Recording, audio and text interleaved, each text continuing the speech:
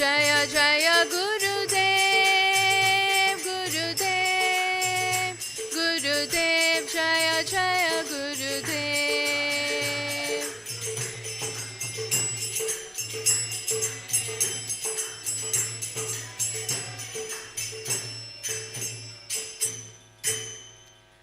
जय ओम विष्णुपाद परमहंस परिव्राजकाचार्य अष्टोत्तर Shri Srimad Abhay Charanaravinda his divine grace AC Bhaktivedanta Swami Srila Prabhupada की जय।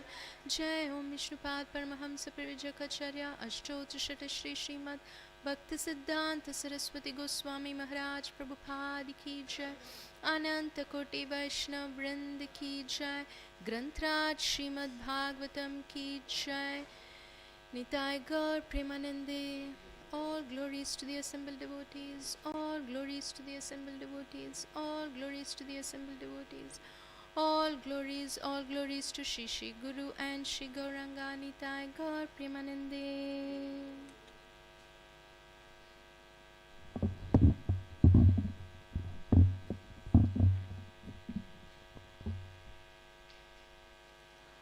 Om Namo Bhagavate Vasudevaya.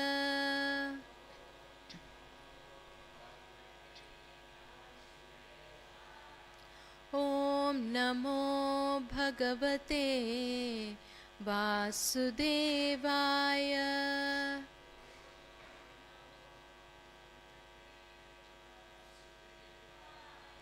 Om Namo Bhagavate Vasudevaya. Louder. Narayanam Namaskritya Naram Chaiva Narottamam Devim Saraswatim Vyasam Tato Jayam Udirayet Nashta Prayeshva Bhadreshu Nityam Bhagavata Sevaya Bhagavati Uttama Shloke Bhaktir Bhavati Naishtiki Krishnaya Vasudevaya Devaki Nandanaya Cha Nanda Gopa Kumaraya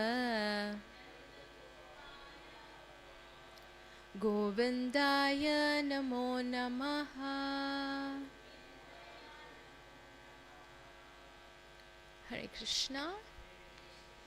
Welcome everyone to this morning's Srimad Bhagavatam class. So today we are reading from Canto 4, Chapter 4, text number 21. Mava padavya pitarasmadastita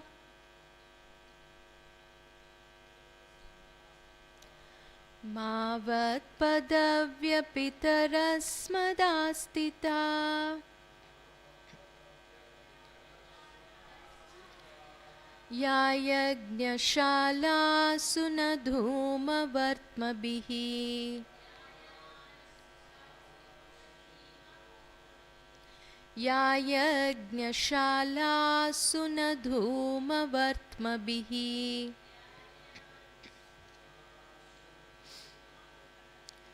Tadanna triptair asubridbir idita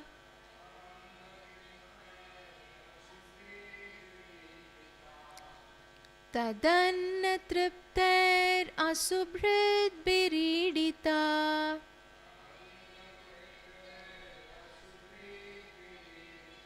Avyaktalinga avaduta sevitaha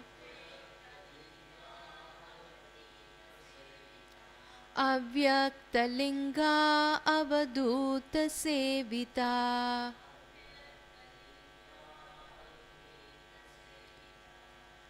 मावपधव्य पितरस्मदास्तिता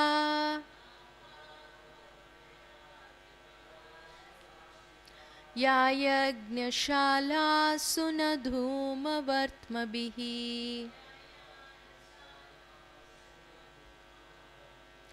तदन्न तृप्तैरसुभृद्भिरीडिता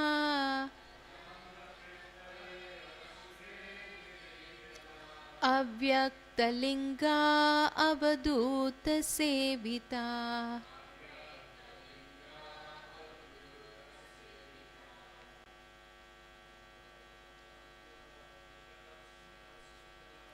Mahabharat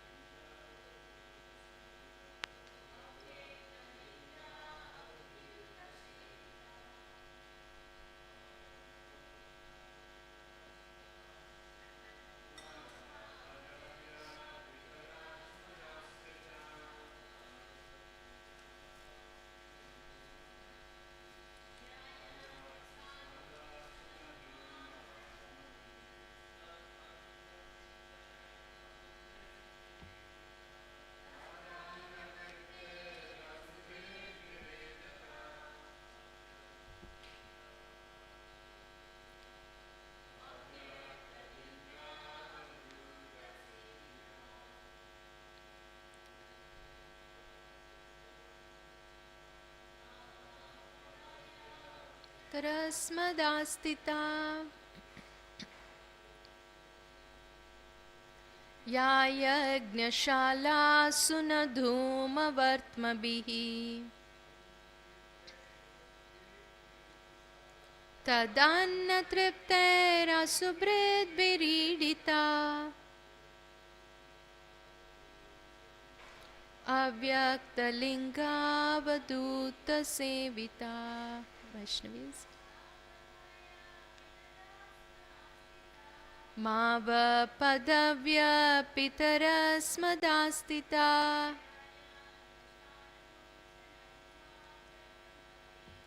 या यज्ञशालासु न धूमवर्त्मभिः तदन्न तृप्तैरसुभृद्भिरीडिता अव्यक्तलिङ्गावधूतसेविता. Let's look at the word-to-word meaning. Ma are not, vaha yours, padavyaha opulences, pitaha O Father, asmad astitaha possessed by us, ya which opulences, yajnashalasu in the sacrificial fire, na not, dhuma vartmabihi by the path of sacrifices, tad anna triptaye satisfied by the foodstuff of the sacrifice, asubhridbhihi satisfying bodily necessities, iditaha praised, avyaktalingaha whose cause is unmanifested, avaduta sevitaha achieved by the self-realized souls. Translation and purport by His Divine Grace A.C. Bhaktivedanta Swami Srila Prabhupada. Srila Prabhupada ki jai. Translation. My dear Father, the opulence we possess is impossible for either you or your flatterers to imagine, for Persons who engage in fruitive activities by performing great sacrifices are concerned with satisfying their bodily necessities by eating foodstuff offered as a sacrifice. We can exhibit our opulences simply by desiring to do so. This can be achieved only by great personality. To a person who was not only poor but devoid of all culture, her father might have been thinking that although she was a chaste woman, greatly adherent to her husband was in a deplorable condition. To counteract such thoughts, Sati said that the opulence possessed by her husband could not be understood by materialistic persons like Daksha and his followers, who were flatterers and were engaged in fruitive activities. Her husband's position was different. He possessed all opulences, but he did not like to exhibit them. Therefore, such opulences are called avyakta or unmanifested. But if required, simply by willing, Lord Shiva can show his wonderful opulences, and such an event is predicted here, for it would soon occur. The opulence Lord Shiva possesses is enjoyable in renunciation, love of God, not in material exhibition of sense gratificatory methods. Such opulences are possessed by personalities like the Kumaras, Narada, and Lord Shiva, not by others. In this verse, the performers of the Vedic rituals are condemned. They have been described here as Dhuma Vartma Bihi, those who maintain themselves on the remnants of sacrificial foodstuff. There are two kinds of foodstuff offered in sacrifice. One kind is food offered in fruitive ritualistic sacrifices, and the other, the best, is food offered to Vishnu.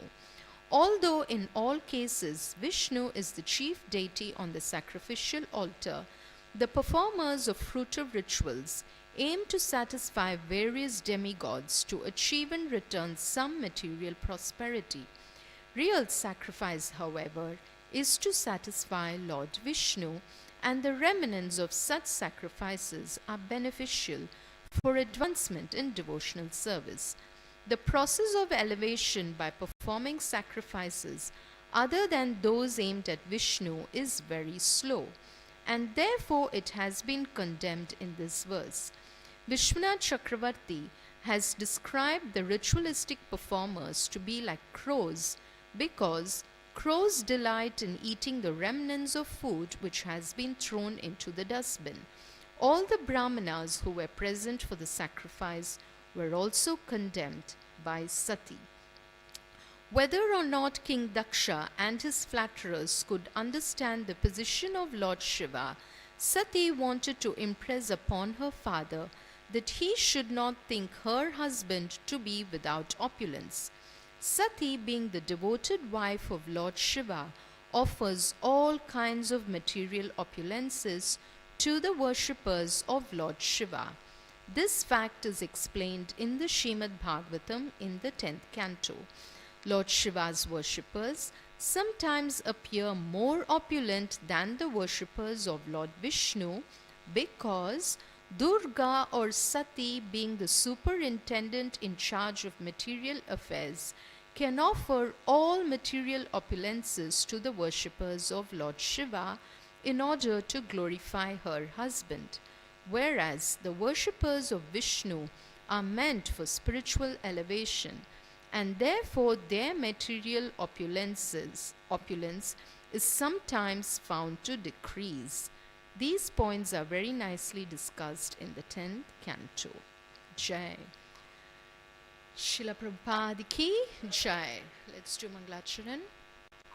Om Ajnanatirmirandasya Jnananjana Shalakaya Chakshurun Militam Ena Tasmai Shri Gurave Namaha Shri Chaitanya Manobishtam Stapitam Ena Bhutale Swayam Rupa Kadamahyam Dadati Swapadantikam Vandeham Shri Guru Shri Yuta Padakamalam Shri Gurum Vaishnavamscha Shri Rupam Sagrajatam Sahagana Raghunatanvitam Tam Sajivam Sadvaitam Savadutam Parijana Sahitam Krishna Chaitanya Devam Shri Radha Krishna Padan Sahagana Lalita Shri Vishakanvitamscha He Krishna Karuna Sindhu Dinabandhu Jagatpate Gopesha Gopika Kanta Radha Kanta Namostute Tapta Kanchana Gaurangi Radhe Vrindavaneshwari Vrishabhanu Sute Devi Pranamami Hari Priye Vansha Kalpatarubhyascha Kripa Sindhubhya Evacha Patitanam Pavanebhyo Vaishnavebhyo Namo Namaha Jai Shri Krishna Chaitanya Prabhu Nityananda Shri Advaita Gadadara Shivasadi Gaura Bhakta Vrinda Hare Krishna Krishna Krishna Hare Hare Hare Rama Rama Rama Hare Hare Bhuter Mahadbir Yaima Puro Vibhu Nirmaya Shethe Yadamosha Purusha Bhunkter Gunamsho Dashasho Desatmaka Solang Krishishta Bhagavan Vachamsi Me Shri Krishna Sharanam Sharanagatam Katha Amritam Satata Pibatam Bhakti Vedanta Marga Panktanam Sarvalokarishi Deva Janna Prasannam Sarvalokarishi Deva Janna Prasannam. Hare Krishna. Welcome again everyone. Thank you for coming to this morning Srimad Bhagavatam class. So for the pleasure of Shri Radha Gopinath and Srila Prabhupada, let us today speak and hear from Srimad Bhagavatam. So we are right here in the midst of this very dramatic pastime of Mother Sati and Lord Shiva and Daksha and all their followers. So Mother Sati, wife of Lord Shiva, she goes to attend a sacrifice that is hosted by her father Daksha Prajapati, even though Sati and Lord Shiva were not invited. Now on going there, what happens? No one gets up to invite and welcome her. That is all the followers of Daksha Prajapati. Why? Because they were afraid of Daksha. But who welcomed her? Only her mother and her sisters. Out of their love for Mother Sati, they welcomed her and they gave her a seat and they gave her different presents. But Mother Sati didn't want to speak to them and she didn't want to accept any of these gifts. Why? Because she was angry that her father Daksha did not welcome her. So what happens in this mood of anger and sorrow, because her husband Lord Shiva was not even invited for this sacrifice and there were no oblations or offerings that were made for her exalted husband Lord Shiva. So on seeing all this, Mother Sati became very angry. And what happens? She starts to have a big argument with Daksha. So she begins to condemn Daksha and the sacrifice that he is performing. And at the same time, she is glorifying the wonderful qualities of her exalted husband, Lord Shiva. So here Mother Sati is saying that Lord Shiva, who is always pure and peaceful, he's always auspicious, he's very calm, and he awards blessings to everyone. Everyone is dear to him, he has no enemies. So, saying all this, Mother Sati is glorifying Lord Shiva. And at the same time, now she's saying in this particular verse that Lord Shiva has such wonderful opulences that cannot be understood by Daksha and his followers. Why? Because Daksha and his followers were simply immersed in material attachments. Now they are afflicted by their material prosperity. They were conducting this big sacrifice and they were eating the remnants of the food that was offered in this sacrifice, which was performed for fruitive activities. That is, they were looking for some results. They were looking for their material enjoyments by performing this sacrifice. And Daksha and his followers were so puffed up and they were envious of Lord Shiva. So with this mentality, there was no way that they would be able to understand the opulences of Lord Shiva. Now, what was Lord Shiva's greatest opulence, or what were all his opulences? He was so renounced and he was immersed in the love of the Supreme Lord. Now, Lord Shiva is none other than the Supreme Lord himself. So he also possesses all the 6 opulences of Bhagavan. So what are the 6 opulences of Sri Krishna, who is the Supreme Personality of Godhead? Can we say, if we remember them? Beauty, fame, strength, wealth, renunciation, and what is one more? Knowledge. Okay? So these 6 opulences are possessed by Bhagavan.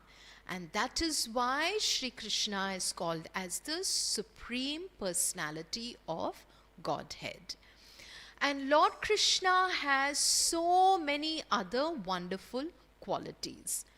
Now, out of them, at least 96% of the Lord's qualities are present in the form of Narayana or Lord Vishnu. And 84% is being possessed by Lord Shiva. And 78% of the qualities of the Supreme Lord is possessed by Lord Brahma. Now, who has made all these calculations? The Goswamis of Vrindavana. So, Sri Krishna is 100% Bhagavan. That is what Srila Prabhupada says in one of his purports. And the incarnations of the Supreme Lord, now they also exhibit these opulences in different ways, in different measures. For example, we can see Lord Nrsimhadev exhibiting the opulence or his immense strength in killing Hiranyakashipu. And even Lord Parashurama exhibits the opulence of his immense strength in killing the Kshatriyas. Like that, if we see, Lord Rama and Dhanvantri displayed fame. So we know that Lord Rama is so very well known. He is all famous. And then Lord Balaram, Mohini and Vamanadev exhibited beauty to a great measure. Although Sri Krishna is the most attractive. And so this feature is also exhibited by all these different incarnations of the Supreme Lord. And then Srila Prabhupada says that Dattatreya, Matsya, Kumara and Kapila exhibited his transcendental knowledge. So we have been hearing how Kapila Muni gives the knowledge of the path of bhakti to Mother Devahuti. And Nara and Narayana rishis exhibited his renunciation.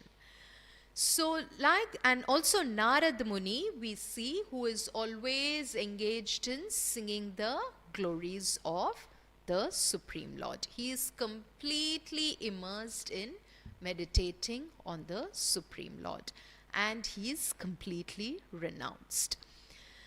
So like this we see that Lord Shiva, who is the Gunavatar of the Supreme Lord, now he has this amazing power and strength which he can exhibit if he chooses to.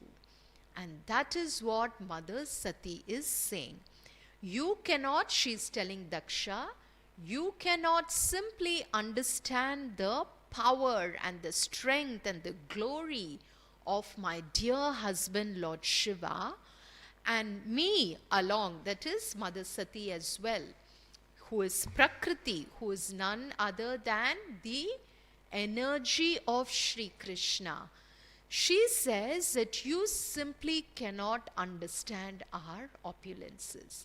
And if we choose to, we can exhibit them at any moment, just like that, which is soon going to happen. So we see that Lord Shiva, for the purpose of destruction, now he can exhibit his anger to such a measure that it just cannot be simply perceived or understood by anyone.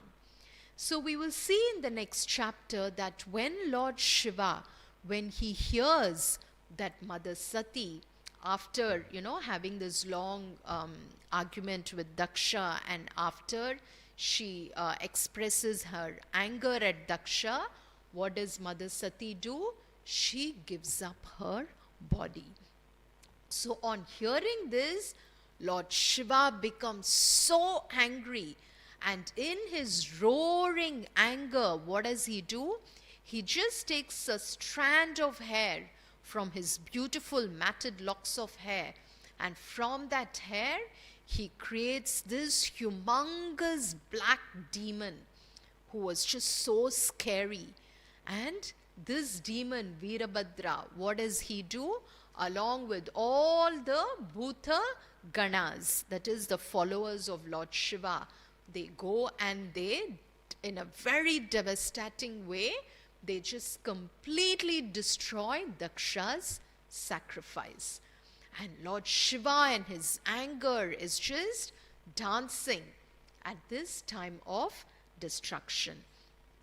So here Prasuti, in this chapter, when we hear the destruction of Daksha's sacrifice, Prasuti, who is Daksha's wife, she glorifies the strength and power of Lord Shiva. So what does she say? So there are two beautiful verses here.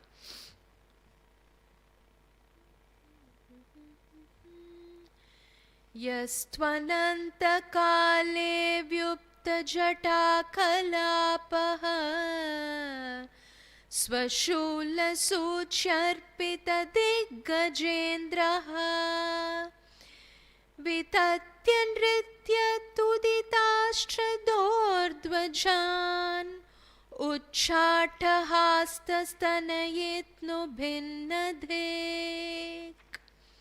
At the time of dissolution, Lord Shiva's hair is scattered, and he pierces the rulers of the different directions with his trident. He laughs and dances proudly, scattering their hands like flags, as thunder scatters the clouds all over the world. So here Prasuti, that is wife of Daksha, mother of Sati, she is glorifying the power of Lord Shiva.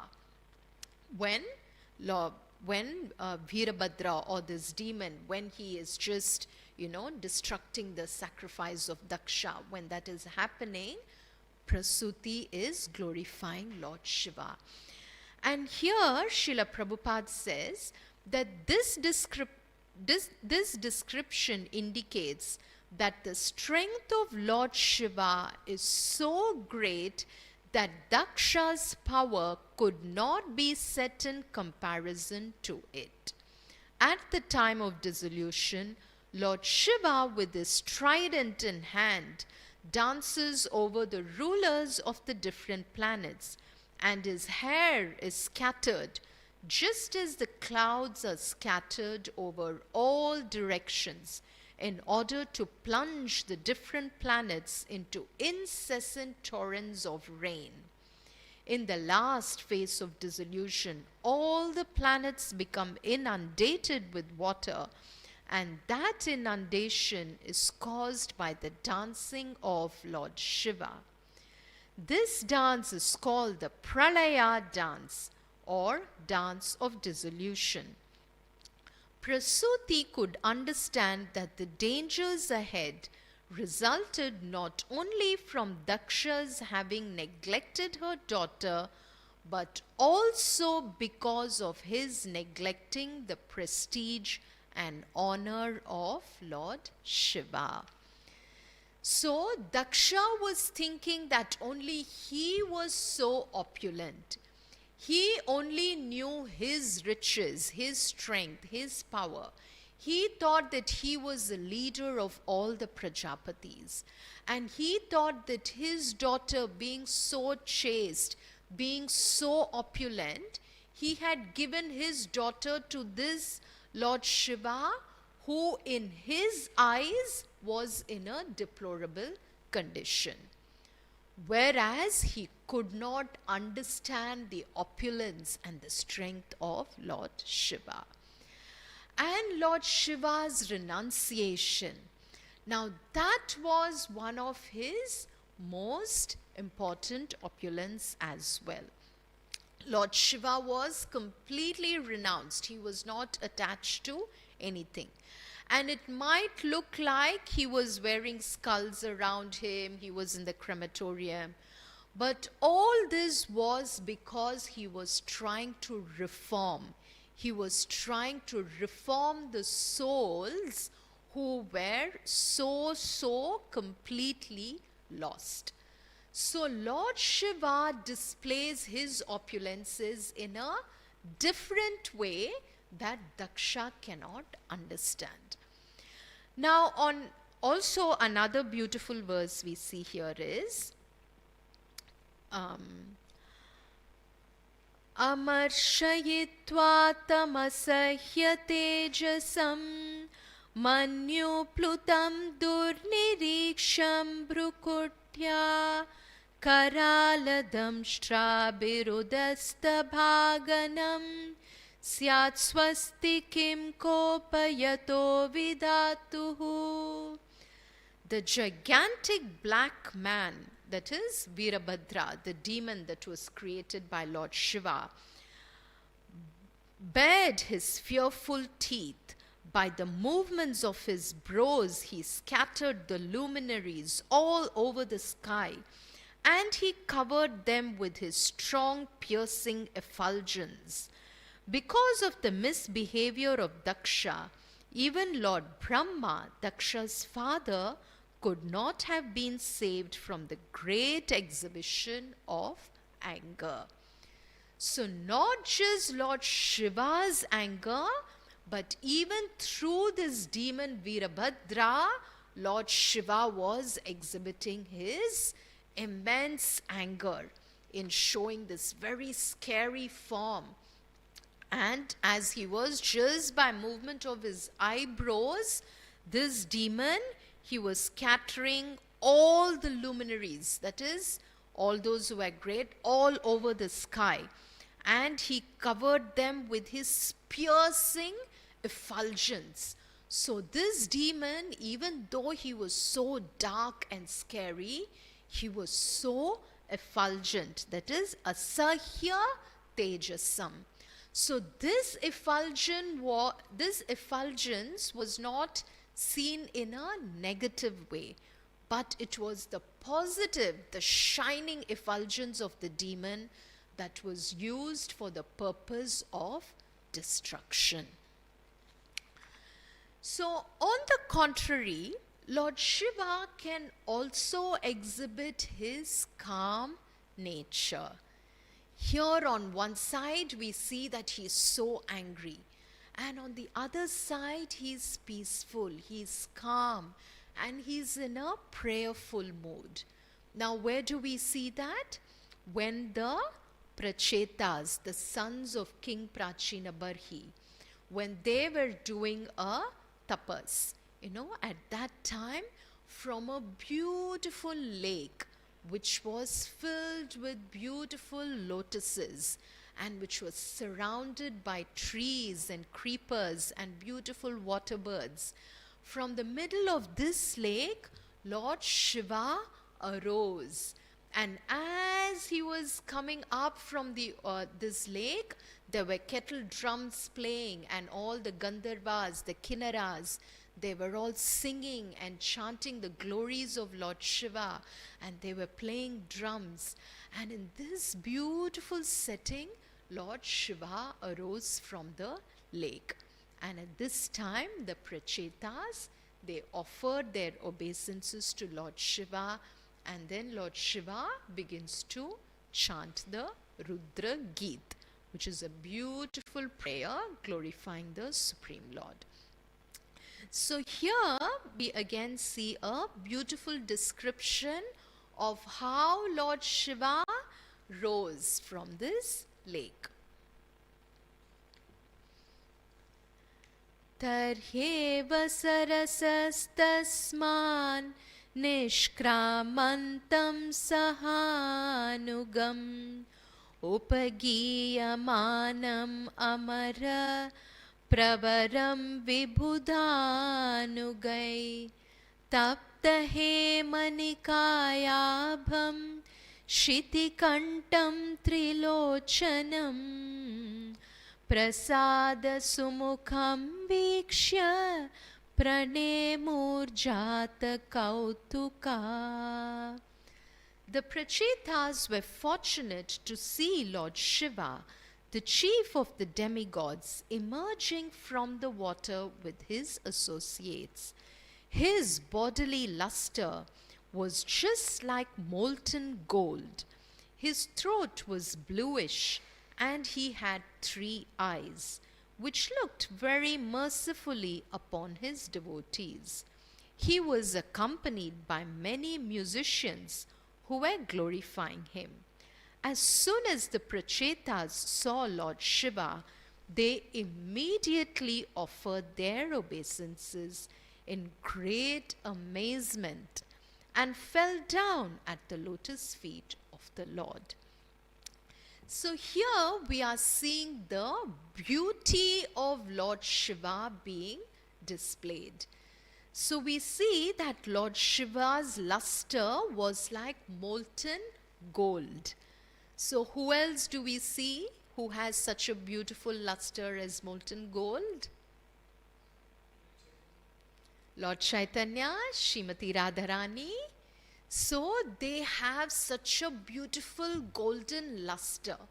So like that, Lord Shiva can also exhibit this beautiful form of his when he chooses to. So on one side we saw Lord Shiva's anger, his strength and his power, his bala.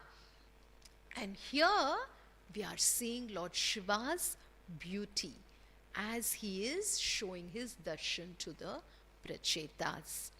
And also Lord Shiva's quality of mercy, So he was mercifully looking upon all the prachetas.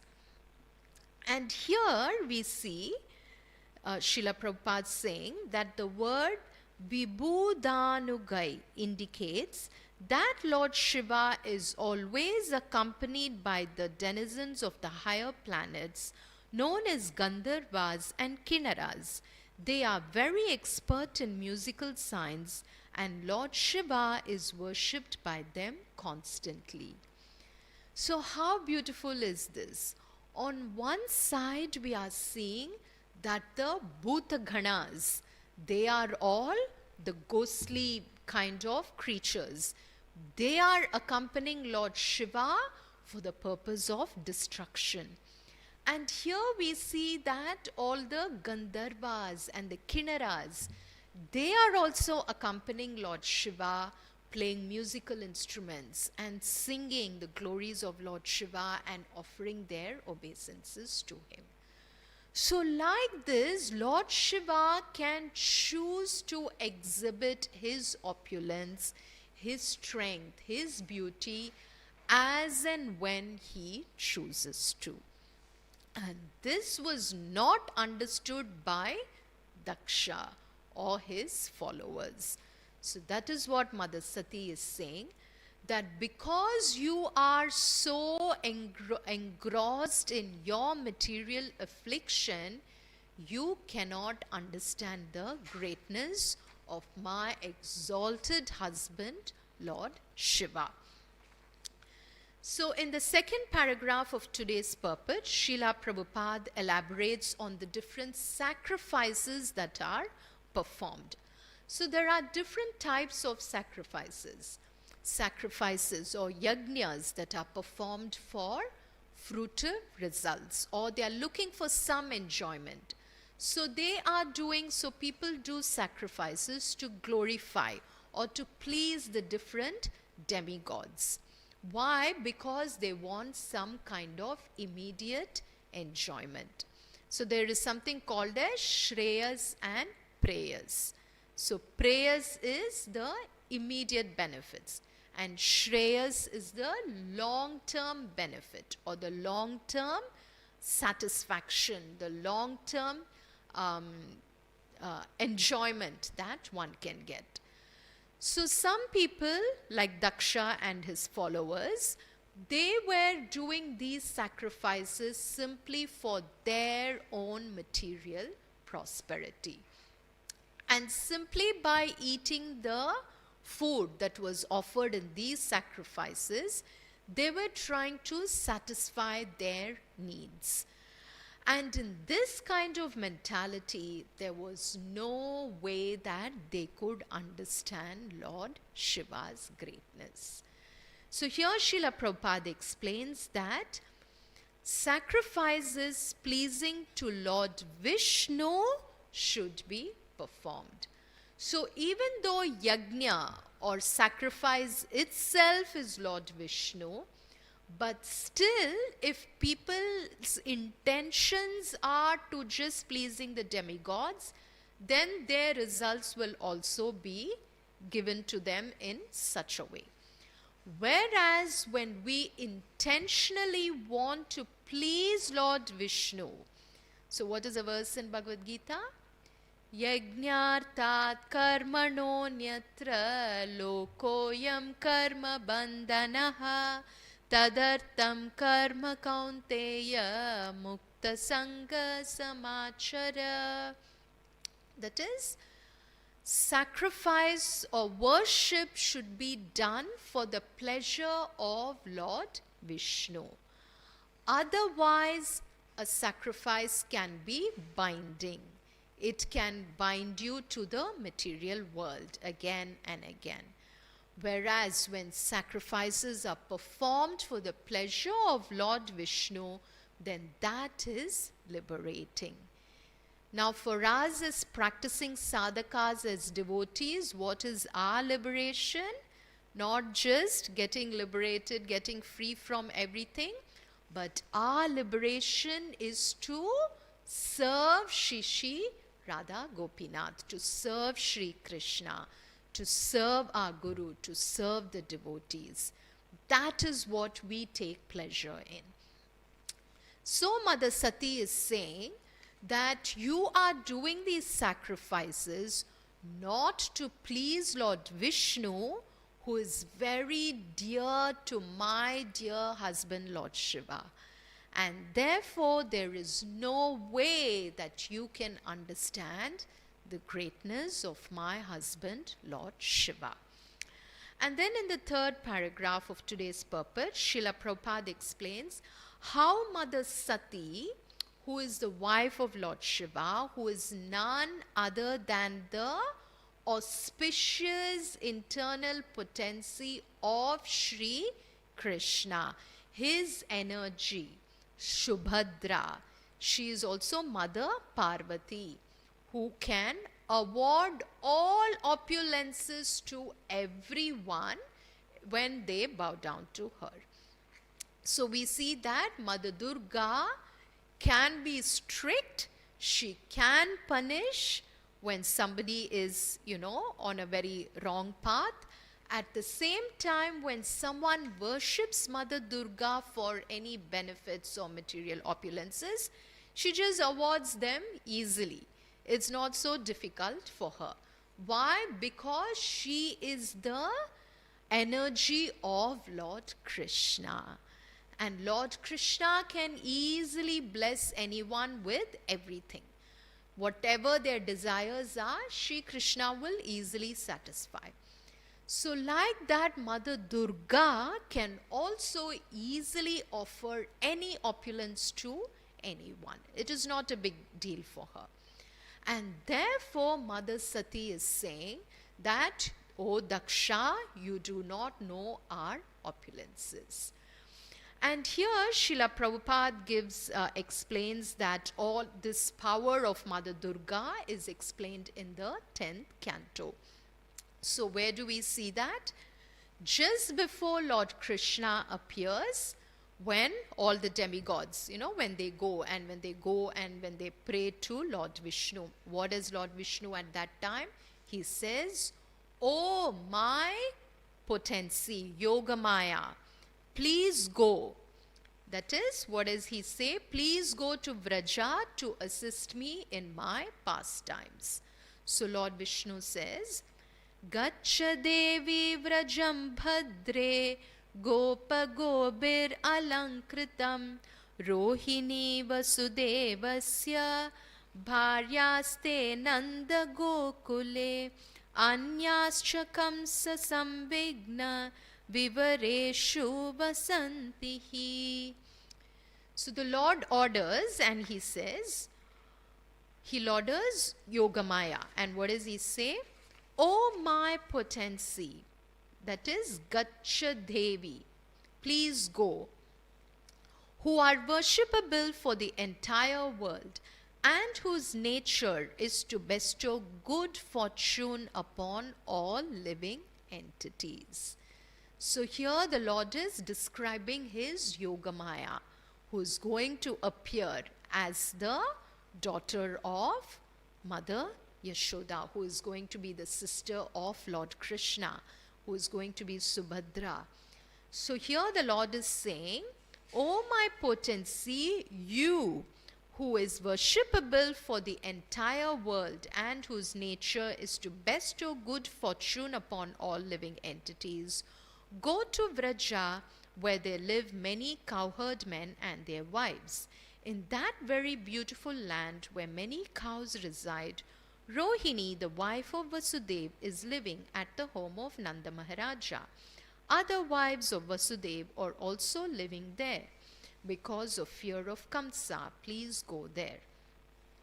And here the Lord again says, "Ataham amshabhaghena devakya putratam shubhe prapsyami tvam yashodayam nandapatnyam bhavishyasi." O all auspicious Yogamaya, I shall then appear with my full 6 opulences as the son of Devaki, and you will appear as the daughter of Mother Yashoda, the queen of Maharaj Nanda. So here the Lord is addressing this beautiful feminine internal energy of him. And where does she come from? Srimati Radha Rani. So all the feminine expansions that we see of the Supreme Lord, their origin is Srimati Radharani, who is the internal pleasure-giving potency of Sri Krishna. So from her comes Shubhadra. So therefore she is addressed here as O Shubhe. And here in the purport to this verse, Srila Prabhupada says that, when Yogamaya, when she was going to appear, she would think, oh, how can I attract Sankarshana, who is Baladev, from the womb of Mother Devaki to the womb of Mother Rohini? How can I do all this? So she might be thinking like that. So to clarify her doubt, Lord Vishnu is saying that you are my energy, Shubhe, and therefore be blessed. Take power from me and you will be able to do it. So, Srila Prabhupada says, by the grace of the Supreme Personality of Godhead, anyone can do anything. For the Lord is present in everything, all things being his parts and parcels, that is, amsha bhagena, and increasing or decreasing by his supreme will. So by the Lord's will, if the Lord chooses, anything is possible. And therefore, when devotees are surrendered to the Supreme Lord, when they worship him with all their heart, when they serve him with all their heart, then Sri Krishna empowers such devotees to achieve anything.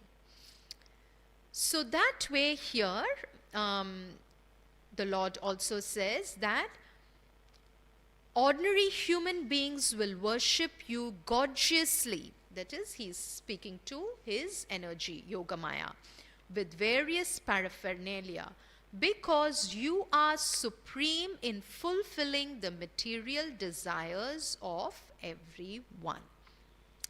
So that is what we are seeing here. That is when Mother Sati is saying that you cannot understand our opulence. Why? Because Mother Sati, being the Yogamaya energy of the Supreme Lord, her strength to award opulences, to satisfy the desires of everyone, is so immense and inconceivable that it cannot be simply understood by Daksha. So, saying this, Mother Sati, what does she then do? In her great anger and in her very sorrowful mood that her dear husband, Lord Shiva, was not invited to the sacrifice, seeing all this, now she doesn't want her bodily relationship with Daksha anymore. She's feeling so ashamed that through this body she's connected with her father, Daksha. She doesn't want it and she wants to just give up that body. Now, on the contrary, what do we see?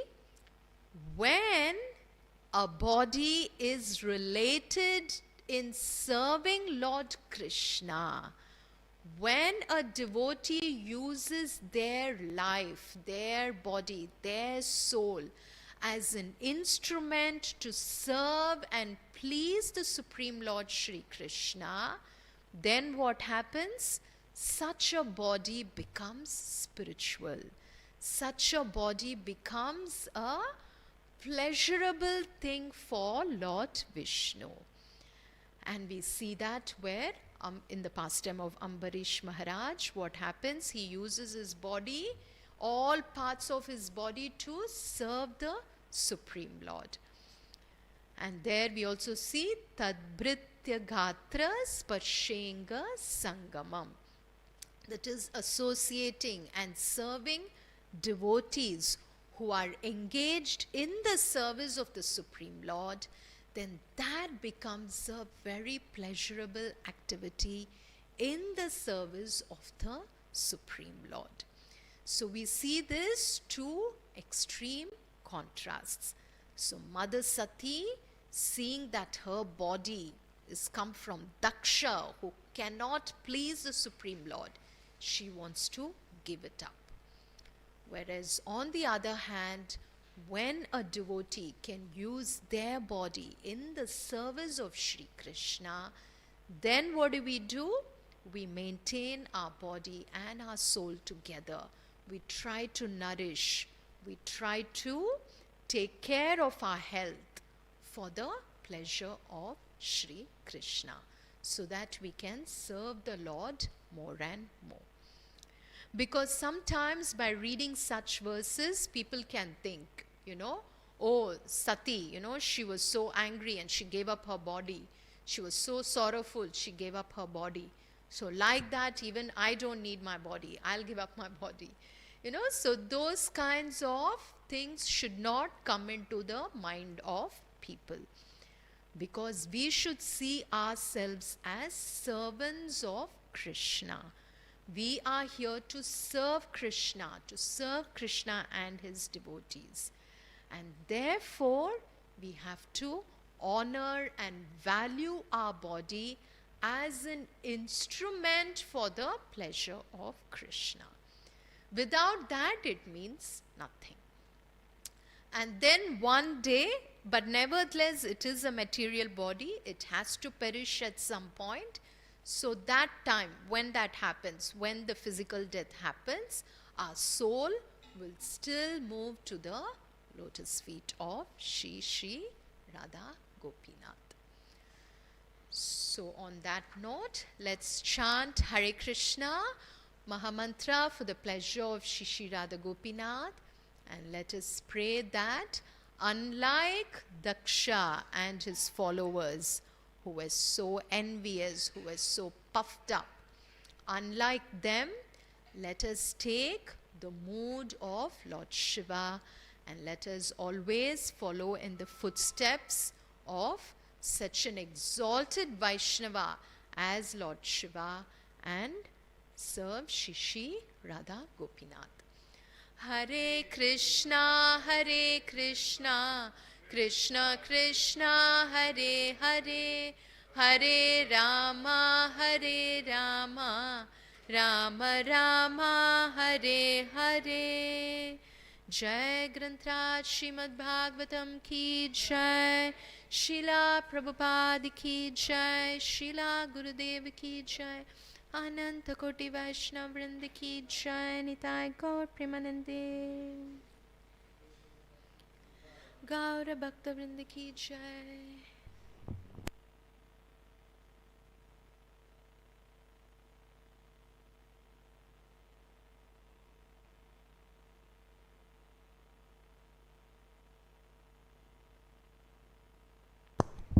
Yes, we have a question. Yes, Prabhuji.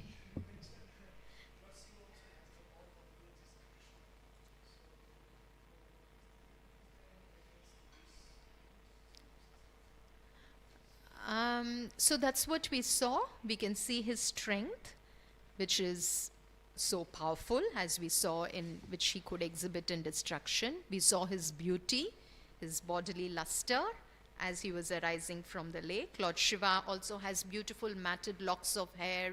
He's wearing a chandran, the moon, on his head. He's wearing the, though the snakes are scary, there is a song that says that the snake is like an ornament in his hand. It's like a bhushana, like that. So it is in the eyes of how we see the Lord. So we can see beauty there, and then we can see his knowledge. Obviously, Lord Shiva is all cognizant. So he is Sachitananda, so he is all blissful, he is all knowledgeable. So he has that. Then renunciation, as we already saw, Lord Shiva is not too attached with anything. He can, just give up everything easily. And why? What is that renunciation? Within his heart, he is always meditating on the Supreme Lord. So he has developed that. He has that pure love for the Lord in his heart. So that is renunciation. And then wealth. So what is Lord Shiva's wealth? As we saw, he can display all his opulence at any time. It is not like the material opulence. Lord Shiva's wealth lies in his renunciation, in his way of serving the Lord. So that is renunciation. Then what is the other one? Fame. Lord Shiva is all famous. He's Ashutosh. He's so merciful. He's all powerful. So that way, now Shri Krishna is Bhagavan as a Supreme Personality, as we saw earlier, which I was explaining, that he is Bhagavan sent person, 100%. Now all the other incarnations of the Lord, they carry Shri Krishna's qualities in different measures. So, and we also see that Lord Shiva is Bhagavan who touches the material world, whereas Lord Krishna doesn't touch the material world. He's always blissful in his spiritual planet, in Goloka Vrindavana, in Krishna Loka. Yet when he descends on earth, it is not like he gets contaminated by the material world. So Lord Krishna stays aloof. But Lord Shiva, for the purpose of destruction, he has to touch the material world. So that's the only difference. Okay? Jai Hare Krishna.